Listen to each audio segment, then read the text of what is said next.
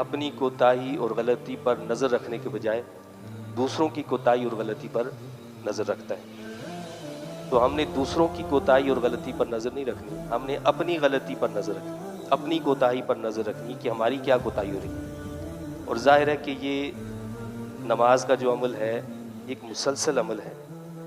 بعض لوگ وہ ہیں کہ ان کی داڑیاں بھی سفید ہو گئی ہیں, لیکن جو غلطیاں چلی آ رہی ہیں وہ ہماری عادت بن گئی ہے, وہ ہماری زندگی میں شامل ہو گئی ہیں. اور آپ یہ سمجھیں کہ وہ ایک دن میں 2 دن میں چھوٹ جائیں گی, تو ایسا بھی ممکن نہیں ہے. یعنی یہ مسلسل ایک پریکٹس کی ضرورت ہے, مسلسل دھیان کی, مسلسل احتیاط کی اور توجہ کی ضرورت ہوگی.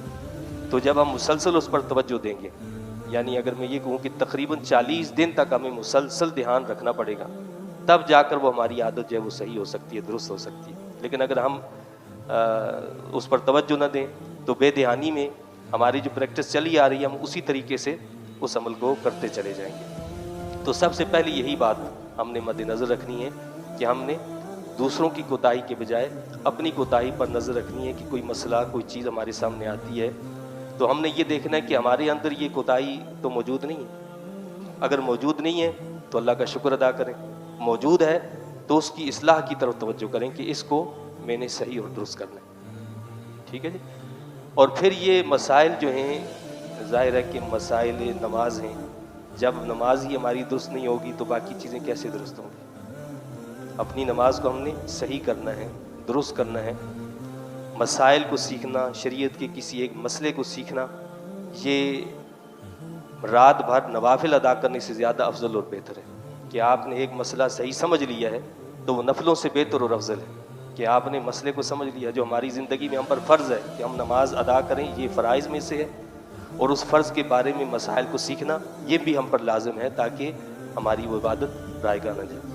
اب آپ یہ دیکھیں کہ یہ جو ہم نماز پڑھتے ہیں تو اس میں ایسا بھی نہیں ہے کہ آپ کو اس کے لیے کوئی وقت لگانا پڑے گا, کوئی پیسہ خرچ کرنا پڑے گا, کوئی ایکسٹرا اس کے لیے آپ کو کچھ کام کرنا پڑے گا. نہیں, ٹائم بھی ہمارا وہی لگے گا, ہمارا پیسہ بھی نہیں لگے گا, بس ذرا سی توجہ سے ہمارے معاملات درست ہو جائیں گے, اتنی سی بات ہے. اب جو آج ہم سکھانے جا رہے ہیں وہ طریقہ نماز. بہت سے لوگ نماز پڑھنے میں بہت ساری غلطیاں کر جاتے ہیں اور انہیں احساس نہیں ہوتا. اب ان غلطیوں میں سے بعض غلطیاں ایسی ہوتے ہیں کہ جن کی وجہ سے نماز ہی نہیں ہوتی ہے, یعنی نماز کا دوبارہ پڑھنا لازم ہوتا ہے. اور بعض غلطیاں ایسی ہوتی ہیں کہ جن سے نماز تو ہو جاتی ہے لیکن وہ اس کے نور سے محروم رہتا ہے, نماز کے نور سے محروم رہتا ہے. مثال کے طور پر آپ یہ دیکھیں کہ آپ ایک دکان کے, ایک فیکٹری کے, ایک کارخانے کے مالک ہیں. ایک ملازم آتا ہے, اس کے لیے کچھ آپ نے قواعد ضوابط بنا رکھے ہیں, ایک ڈریس بنا رکھا ہے کہ آپ نے اس طریقے سے آنا ہے, یہ طریقہ ہے. وہ ملازم آتا تو ہے لیکن اس ڈریس میں نہیں آتا. یا آپ کہیں کسی کمپنی میں کام کرتے ہیں اور انہوں نے کچھ قواعد ضوابط رکھے ہیں, آپ ان قواعد و ضوابط کی پابندی نہیں کرتے ہیں. آپ جا تو رہے ہیں, آپ کی حاضری بھی ہو رہی ہے, لیکن آپ کا مالک آپ سے خوش نہیں ہے. ایک بچہ اسکول جاتا ہے, اس کا ایک ڈریس رکھا ہوا ہے. اب ڈریس کیا رکھا ہوا ہے کہ جی سفید شلوار, سفید قمیض, سفید ٹوپی, مثال کے طور پر. اب وہ بچہ جو ہے سفید شلوار بھی پہنتا ہے, سفید قمیض بھی پہنتا ہے, کالی ٹوپی پہن کر چلا جاتا ہے. آپ نے سفید جوتا رکھا ہے, وہ کالا جوتا پہن کر چلا جاتا ہے. اب مجھے یہ بتائیے کہ وہ لوگ اس بچے سے انتظامیہ خوش ہوگی یا نہیں ہوگی؟ حاضر تو ہے, وہ کلاس میں بھی ہے, سب کچھ ہے, لیکن جو انتظامیہ ہوگی وہ اس بچے سے خوش نہیں ہوگی.